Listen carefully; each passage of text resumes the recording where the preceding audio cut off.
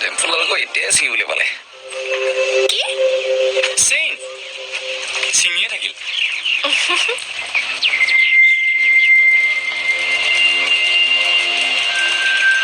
মই আচলতে কালিৰ কথাটোৰ বাবে বৰ লাজ পাইছো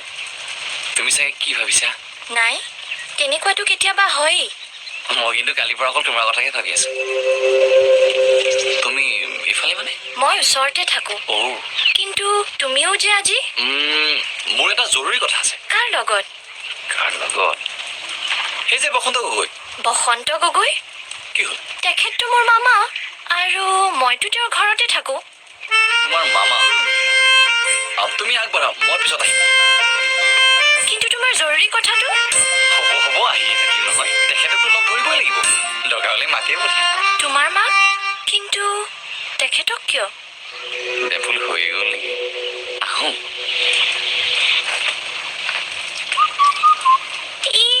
কয় আকৌ চিন্তাল ছিগিল